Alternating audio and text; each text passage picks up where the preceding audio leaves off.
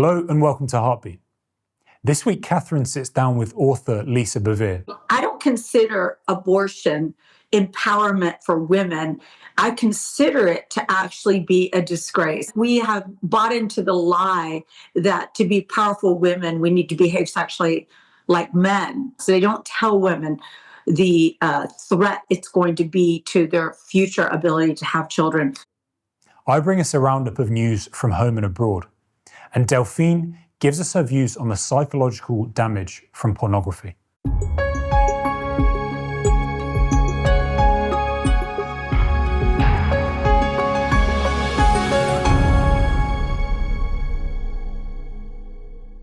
LisaBevere is a New York Times best-selling author of Without Rival, Fiercely Loved, and her latest book, The Fight for Female.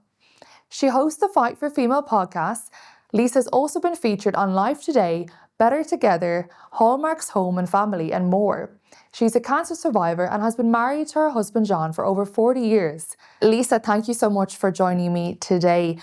Abortion is often framed as women's empowerment. From your perspective, isn't it protecting life that actually empowers women?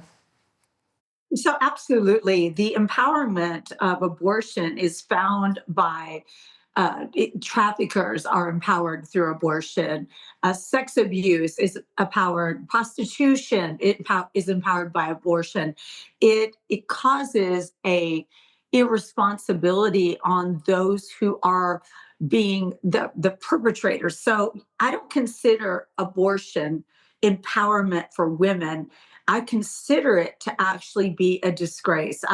I feel like we have bought into the lie that to be powerful women, we need to behave sexually like men, or to allow men to have no consequences for sexual interaction with women. And so it's really something that creates a victim. Women become victims because there is a consequence to an abortion. A lot of times people don't understand, it's not just a clump of cells, and every single woman knows that. She, at some level, I've talked to so many women, Catherine, that have had abortions who were told things that sounded so compassionate, like one day you're going to be an amazing mother, but it's just not time. And I was talking to this young woman who was a Harvard graduate, had 3 abortions. And then she finds herself in the future where she actually wants to have a child, and she can't have a child because of her choices in the past. They don't tell women the threat it's going to be to their future ability to have children.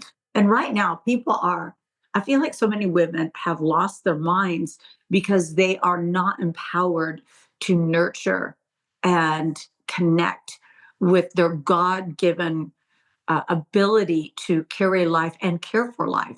It's very anti-female to want to destroy the vulnerable. Yes, and I think what you said about nurture, I think it's almost seen as a sign of weakness to nurture, well, in society nowadays.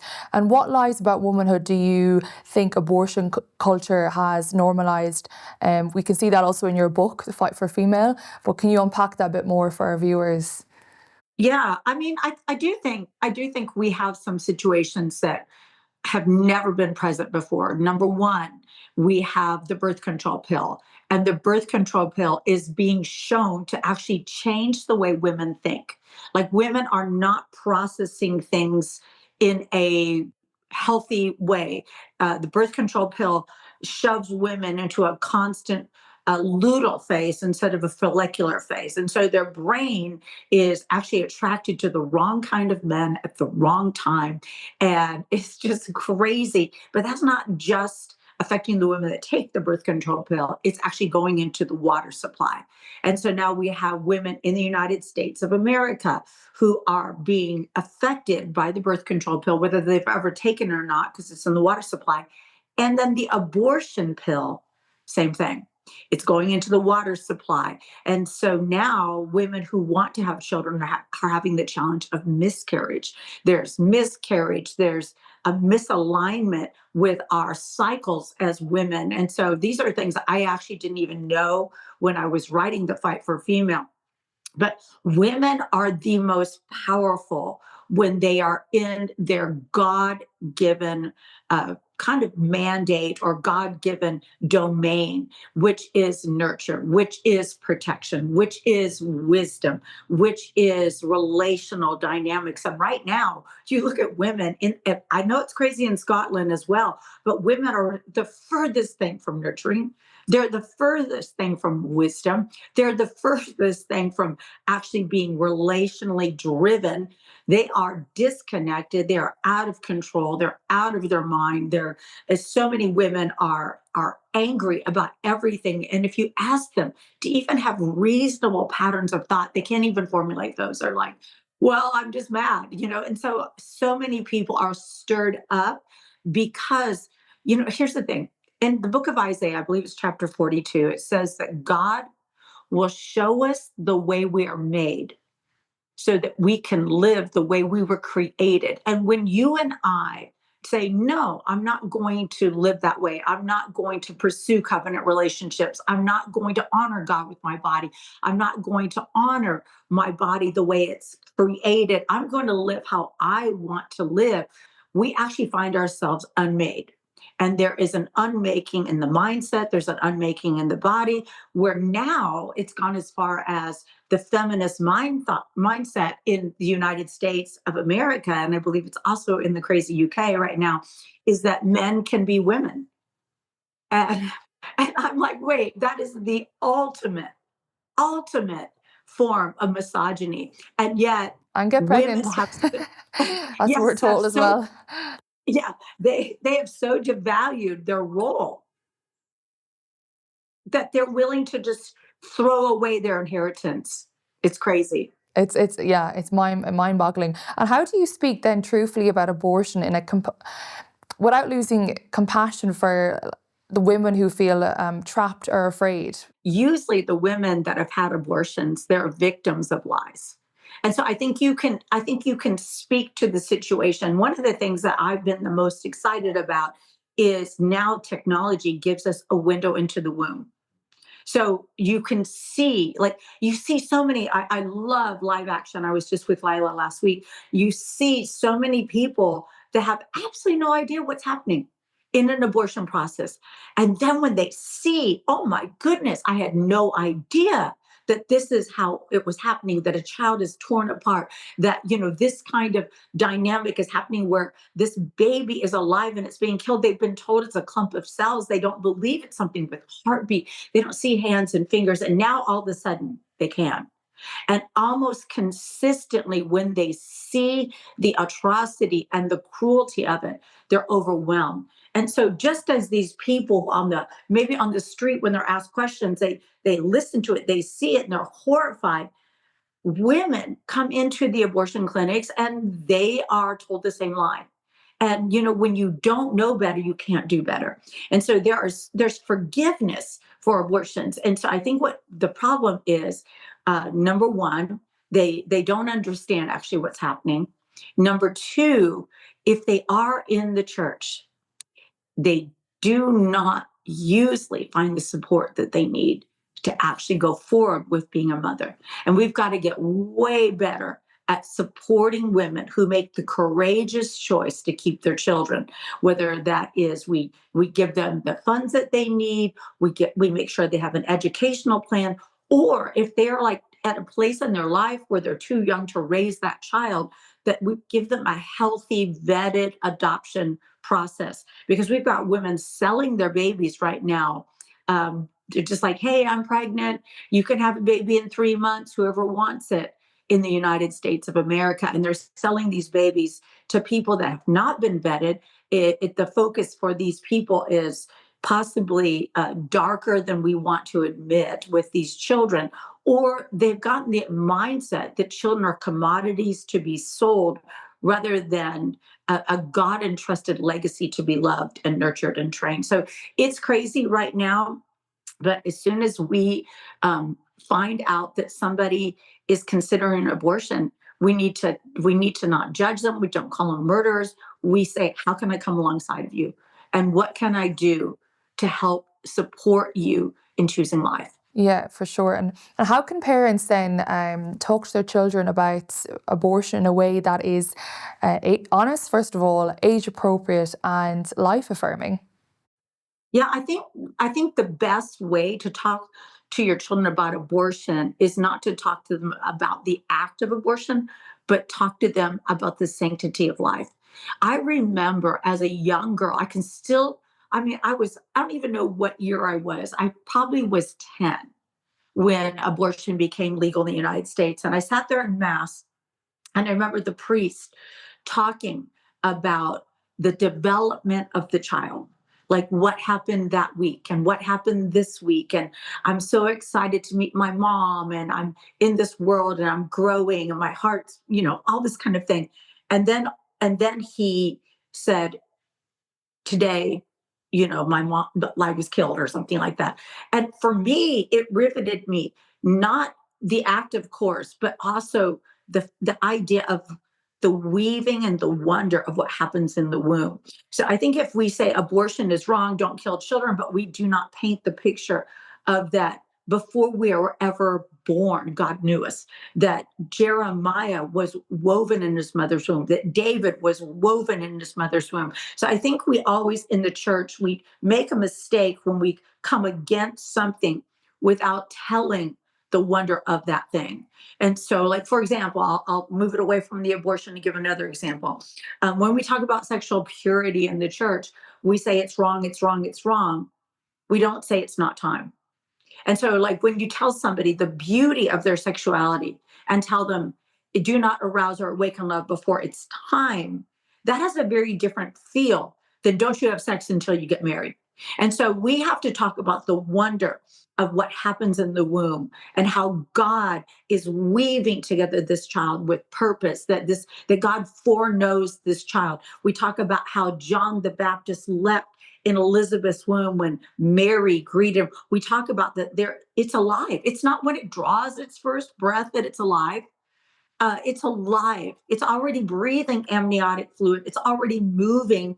I don't know if you've ever had a child, Catherine, but every single time when I became pregnant, I knew it was like a quickening inside of me. And so we talk about the quickening. We talk about the good things. We talk about the beauty. We involve our children if they're at an age of saying, I'm carrying a baby, and this baby, I already love this baby. I want to protect this baby. I want to take good care of myself, because by taking good care of myself, I'm taking good care of this baby. We don't refer to children as fetuses. Yeah, we could see We that don't though. refer to Yeah, I think, yeah, embryos.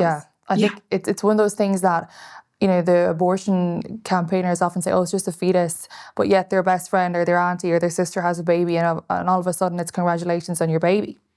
Like, there's a clear, I suppose, cognitive dissonance happening that is really frustrating to watch. And I'm loving what you're saying about revealing the truth and the timelines of the unborn baby's growth in the womb, because I think the media really try and put a mask on the timeline of the growth of babies in the womb. And if people saw, each week, and we have those pregnancy apps as well, that women use to see, this is the size of your baby at this limit or this age. I think if we put more focus on that, I think it would really open the eyes to people of just what's happening, the reality of abortion. So yeah, thank you, Lisa, for that. And what gives you hope then for the pro-life movement today? Well, I think now, I'm seeing more and more and more young people become pro-life. We're in the United States of America, it's becoming more and more evident that this is spiritual. When you can't pray outside of an abortion clinic, but they can do the call of prayer and stop traffic in downtown New York, you have to say, what is going on here? This is not congruent. If I can't pray for the unborn without getting arrested and put in jail, which has happened in the United States of America, um, then why can people that are adherents to Islam, why can they pray out loud, interrupt my day? What's going on? And so I think they're starting to say, wait, there's something going on here.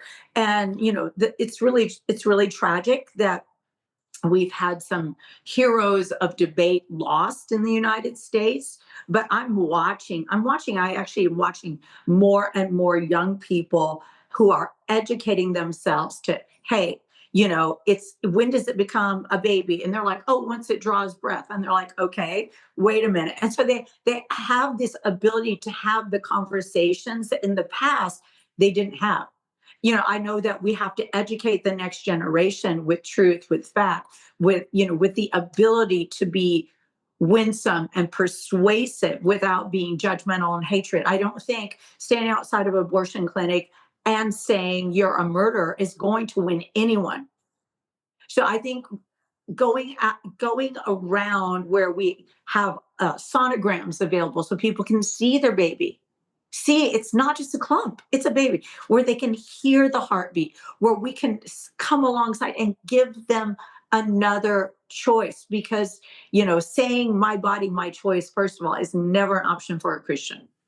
Because your body is not your choice. Your body is, you've been bought with a price. You present your body a living sacrifice, holy and acceptable to God. It says to glorify God with your body. So Christians, your body is not your choice. That's not your choice. Plus, it's not your body. It is the child's body that is a completely independent DNA of you, with its own fingerprints, its own dreams, its own hopes. And so it's just crazy to me that people don't understand that.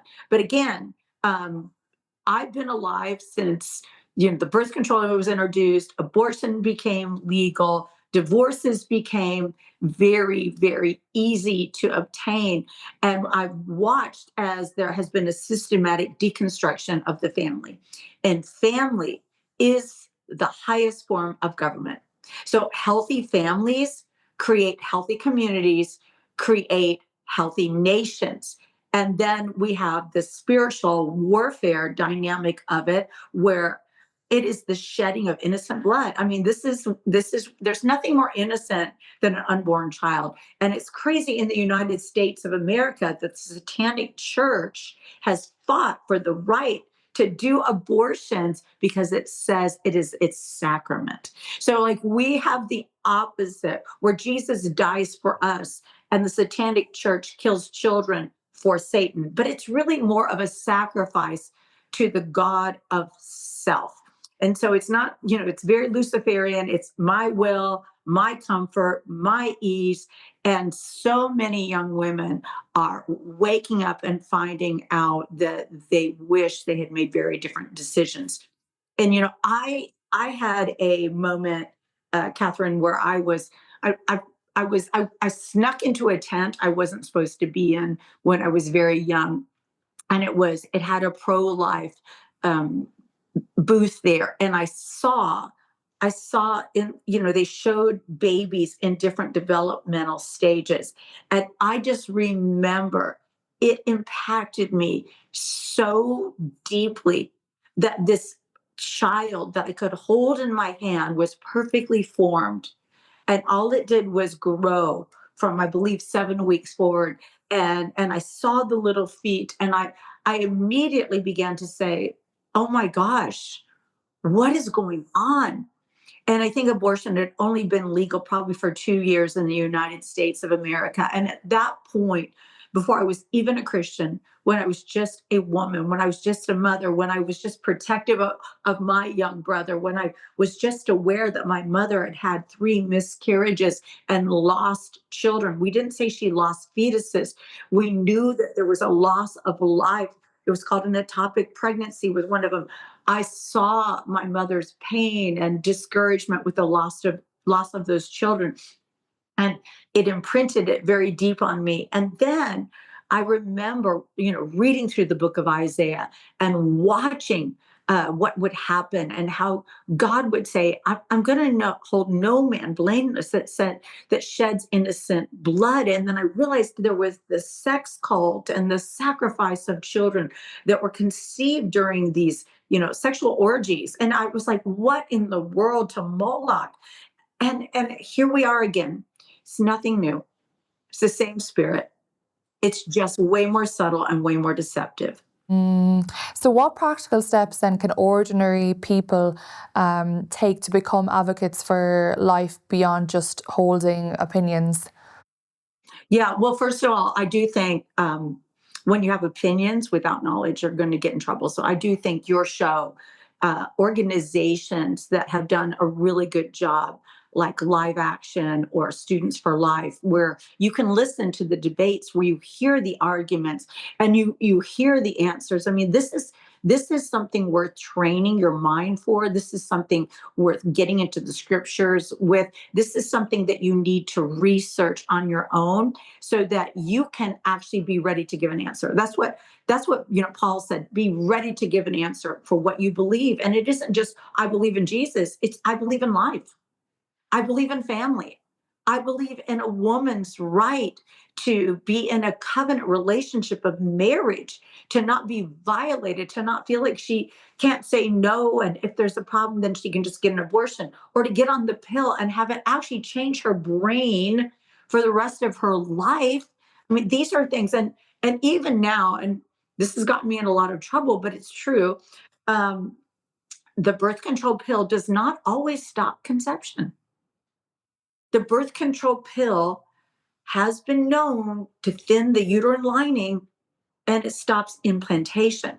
So there are women who have had conceptions and there has been a loss of life and they never even knew it.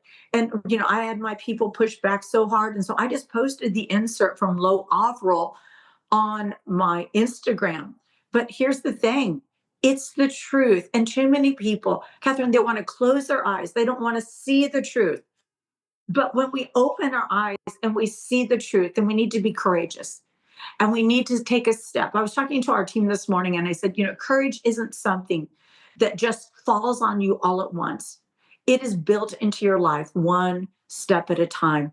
Having a conversation with somebody that disagrees with you in a courageous but kind way, saying, I believe that life happens at conception, showing them some of those beautiful images of the light that's released the moment that the sperm hits the egg. Something is created that is beautiful, talking to them about the scriptures that talks about life within the womb, and these two amazing figures of the prophetic and the promise quickened in their mother's womb, jumping at the realization that these two women are carrying the promise and carrying the prophetic thing, that God is always partnered with the womb of women to bring change. And so, of course, the enemy hates women. He hates us because we carry life. He wants it to be about sexuality. He wants us to be independent of God and acting like, oh, these are men ruling over your womb. No, this is your choices. And again, I know the argument is always like, well, Lisa, do you want a girl that's been raped to have to carry a child by, her stepfather or her natural father, or, a victim of rape? But, again, having an abortion does not unrape the victim. Rape is tragic, and whoever does that needs to be punished by the law. But that child that she carries should not be punished for the actions of the man. And so we've gotten all of this misjudged. And plus, that's and it's a tragic, but it's usually only 1% of all abortions that happen. And so, even with that, it's a very small percentage. Yes, yeah. And if you could say one thing to our culture about the value of unborn life, what would it be? Yeah, I want every person out there to understand that, first of all, there is promise in every generation, and there is legacy and there is life, and we don't know what those children might carry into the future, but everyone deserves the right to live. And when we as a community, if we do not protect the lives of those that are the most vulnerable, I mean, they'll protect the dogs. I mean, they'll protect the whales. If we will not protect human life, then we need to realize the day is going to come where our very own lives are going to be devalued, because what we tolerate for others actually ends up overtaking us. And so your life is valuable. And because your life is valuable, you have this ability to see others' lives as valuable. Being a mother is quite possibly the favorite thing I've ever done in my life. I'm a New York Times bestselling author. That means absolutely nothing to me. I've gotten to travel the world and speak to women all over. Nothing. The thing that I love most about my life is the privilege of partnering with God to be a mother. And being a mother is not something you do one time because they have found out you carry that child's DNA in your body for the rest of your life. Even more intimate than a connection with a father is the connection with a mother. And so it's one of those things where it will enrich your life. And I've talked to so many women who have made the courageous choice to be a mother. And they said, it was so frightening, but I've never regretted it. And I've talked to way more women who have had abortions who now wish they had been courageous. Exactly, courage is the key here. So thank you so much, Lisa, for the tremendous work that you're doing. We really value your voice, and I've just been so excited to chat to you. And thank you for giving your time to come on SPUCTV, bringing to light what others hide. So yeah, we'll be in touch and we'll chat to you soon. Well, Catherine, thank you for your courage. I know Scotland is definitely under attack right now. Yes. So we are praying for your nation. Thank you. We definitely need all the prayers we can get. It is getting wild.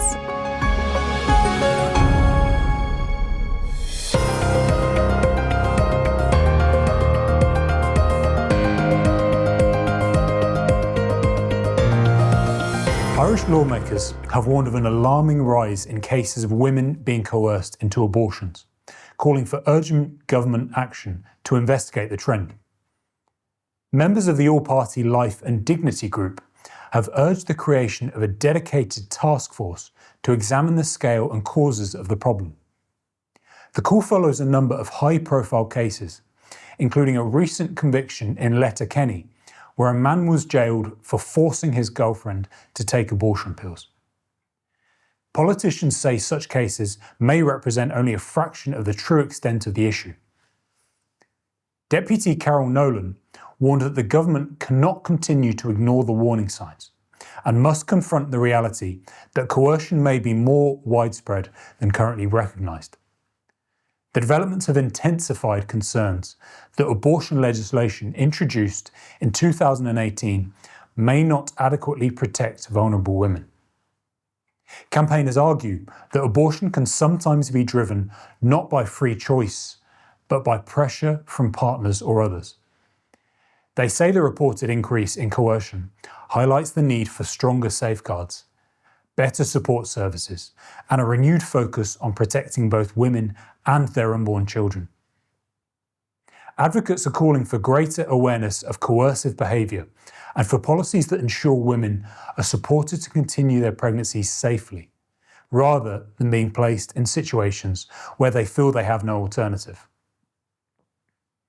The issue is expected to remain under scrutiny as pressure grows on the Irish government to respond.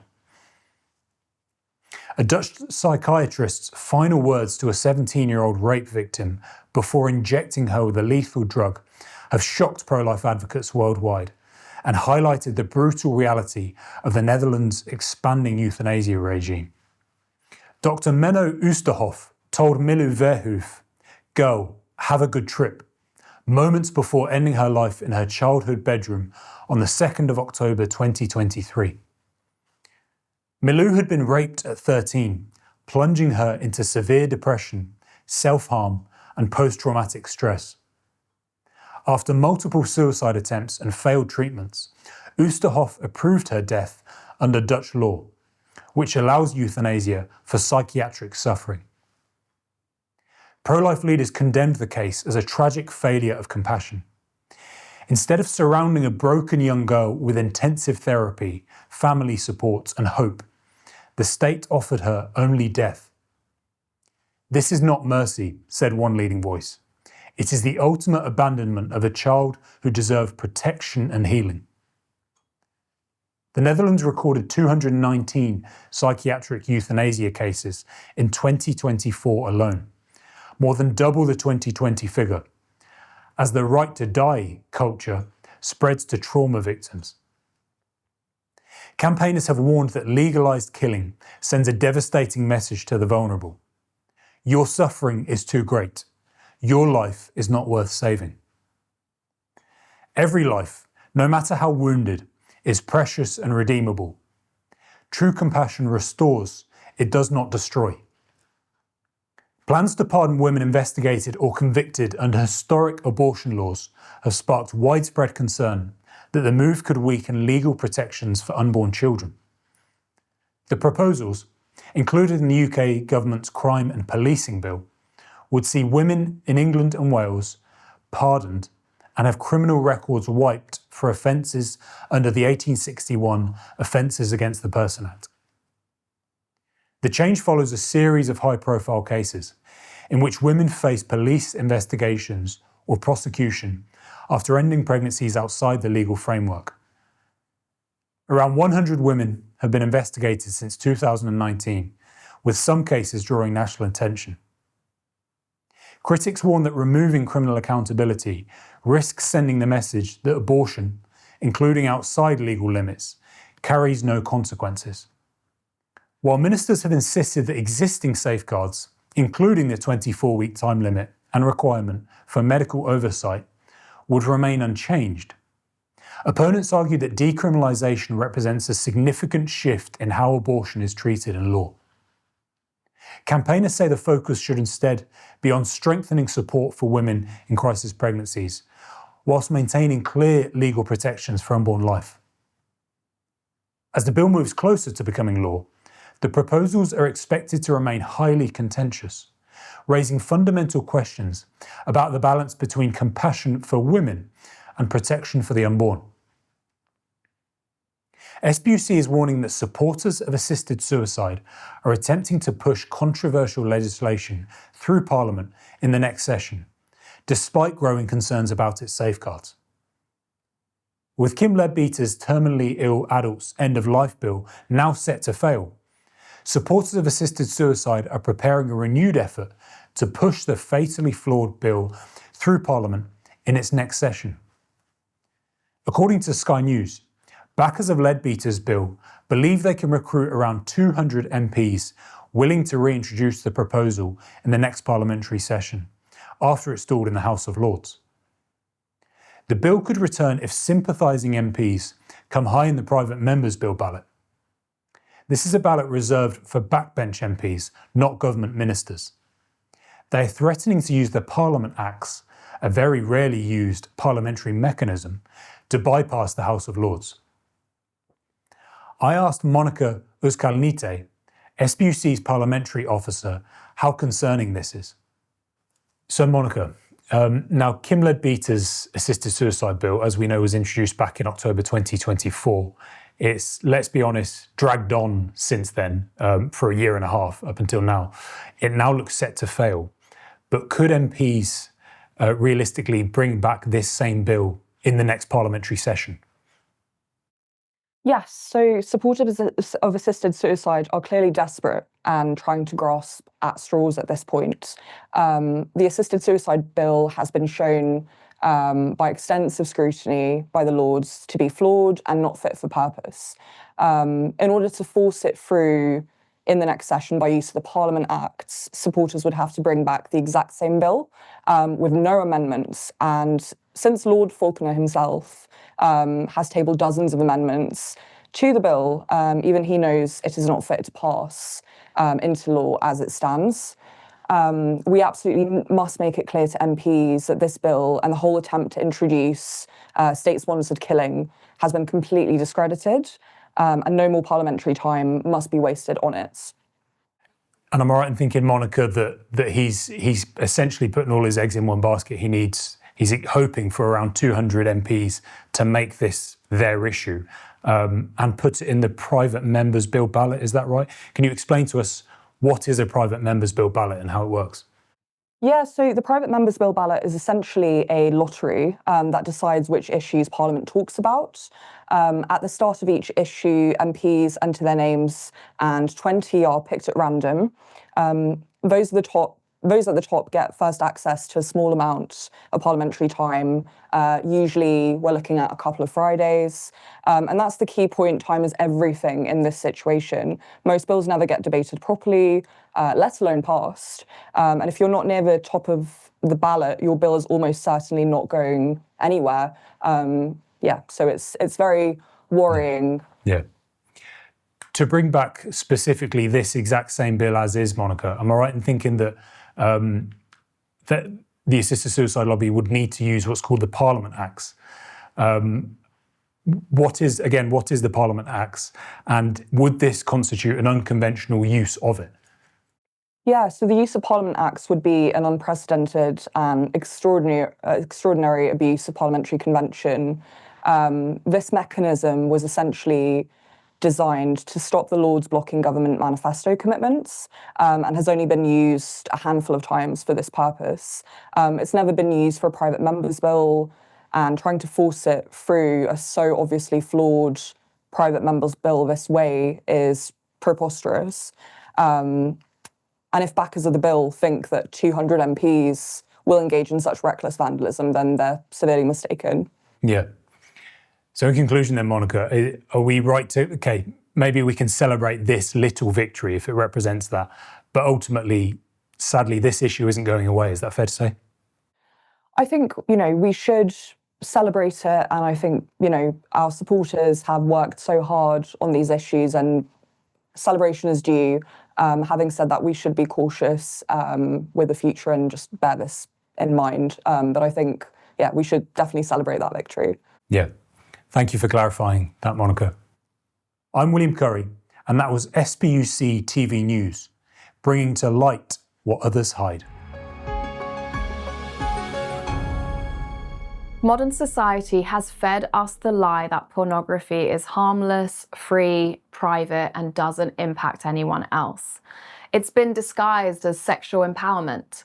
But there's a reason the phrase "porn is free because you pay with your soul" exists. Because we pay a heavy toll via our well-being, mental health, moral integrity, mental focus, relationships, and physical health. Yet the argument stays the same. It's normal, everyone watches it. But when you look at pornography through psychology, neuroscience, behavioral conditioning, and trauma research, this reasoning starts to fall apart. Understanding what pornography negatively does to the brain is integral to a wider societal return to a morality that encourages genuine human flourishing and respects and reveres sex as a sacred act, which in its most natural sense exists for the creation of new life, with a secondary purpose of bonding two lovers. Children as young as 7 are now stumbling across explicit sexual content online, according to the British Board of Film Classification, and we really can't ignore this dark issue any longer. Just because something proves to be popular does not mean it belongs in our culture. I'm Delphine Chui, and this is my Viewpoint.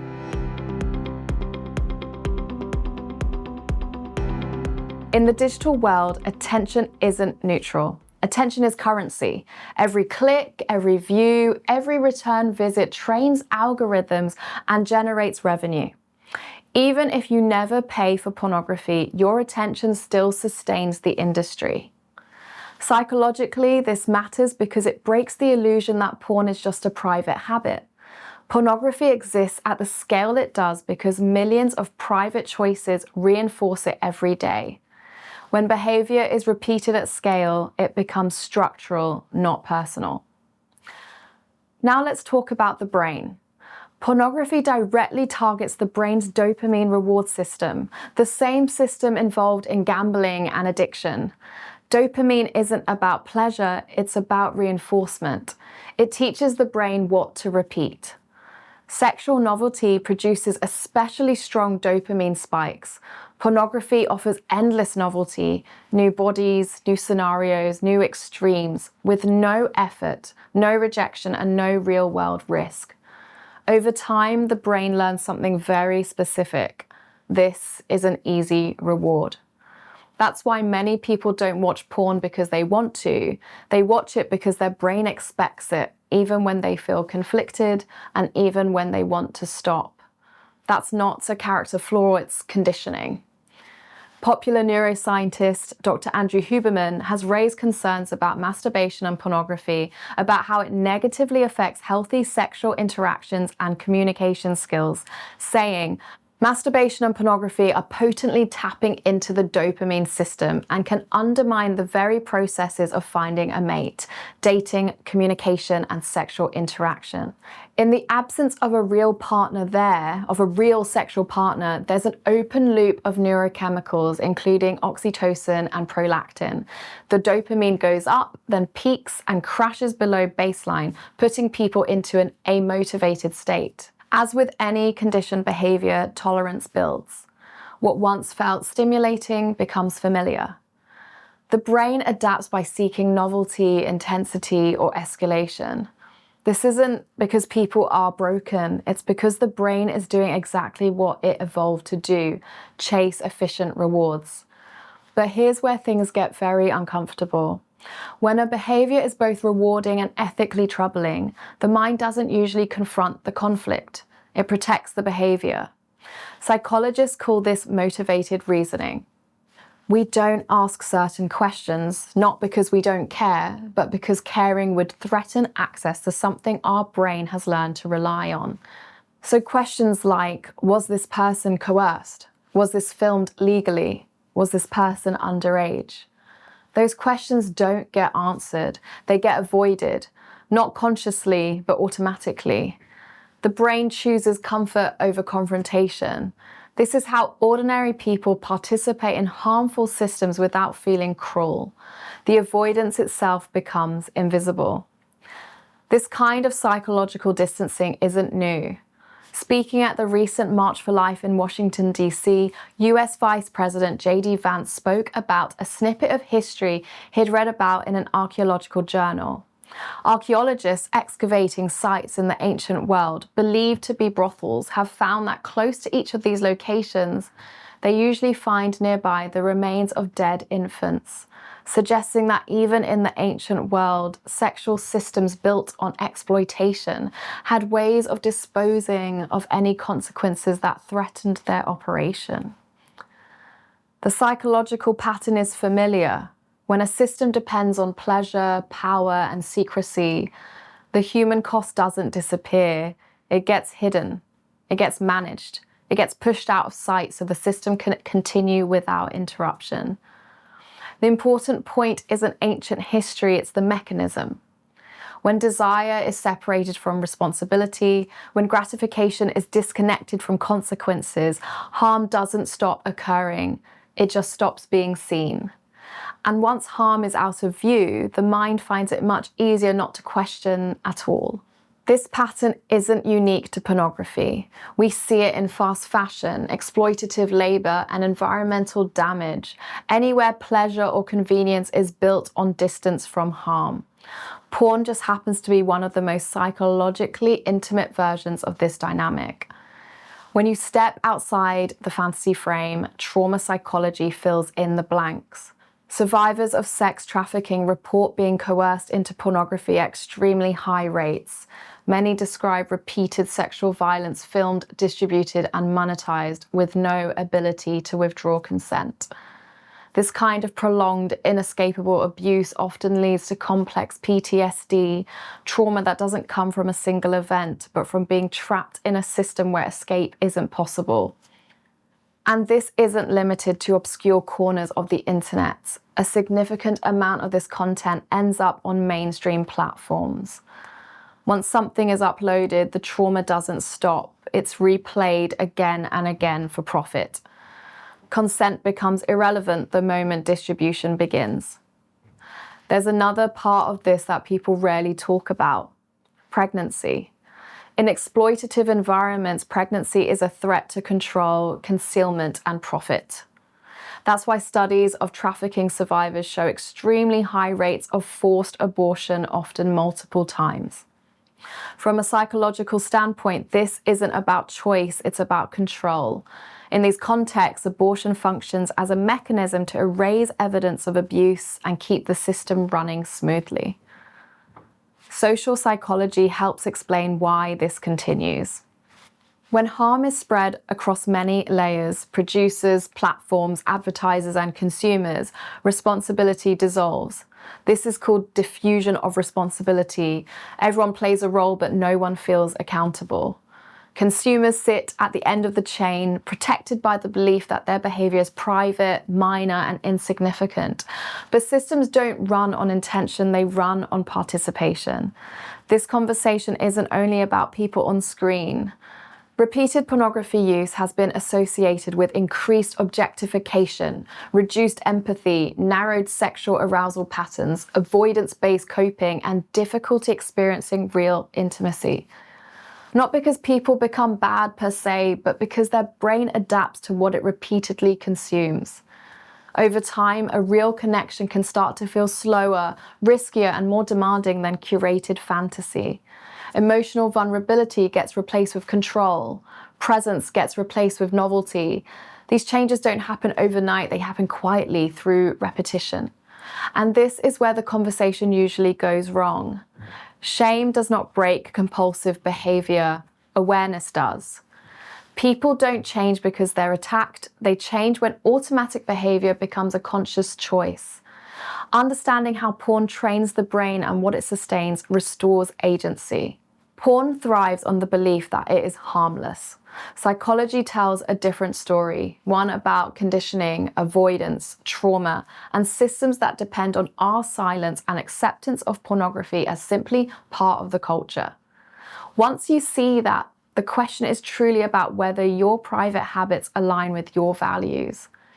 And that's not just a moral question. It's a psychological one that has shown time and time again that it has mental, emotional, spiritual, and physical consequences.